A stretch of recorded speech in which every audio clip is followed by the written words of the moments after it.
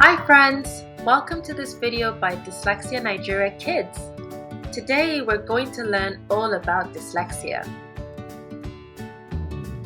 We are all different and unique, and we look different too, from our hair to our eyes and our smiles. But there is one part of our bodies that looks the same and then functions differently. The same way those red apples look the same and made all of these different meals and drinks, like an apple tart, apple pie, and even apple cider. Can you think about what part of our bodies looks the same and acts differently? It's our brains. Our brains all look the same, but they behave differently. That's the reason why two people could see an orange circle, and one person will see it as an orange and somebody else as a sun. One activity that our brains can do differently is how we learn to read, write, and spell. Processing language information like reading, writing, and spelling in a way that's different from what is usual or expected is called dyslexia. Dyslexia is so common.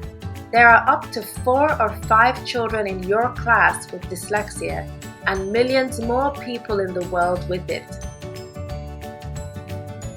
People with dyslexia may find it difficult to read, write, spell, or express themselves fluently, even though they're very intelligent.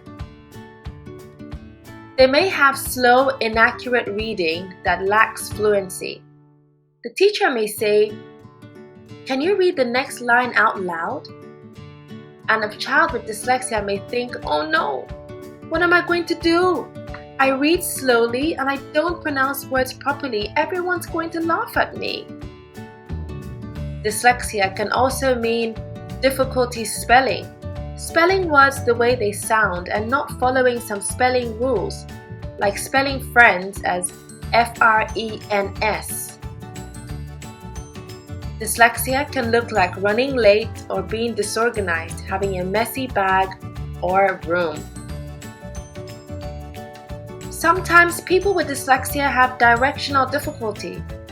They find it difficult to follow left and right directions, and they often get lost. And they can easily forget instructions.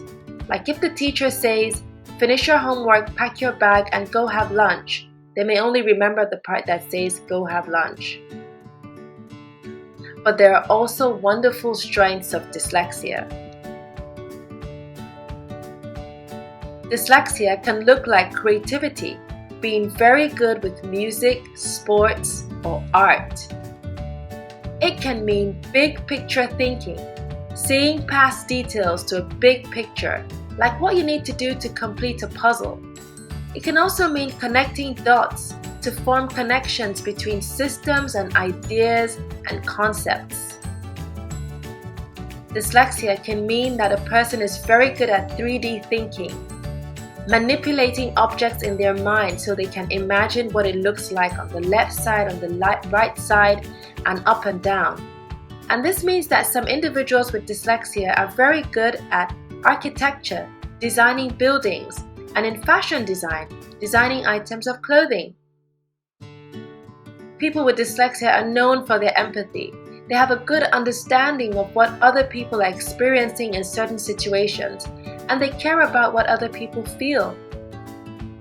And people with dyslexia can be very good at problem solving, finding solutions to tough challenges.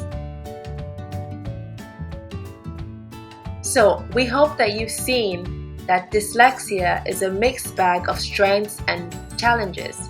It's just one part of a person that affects some things but not all things.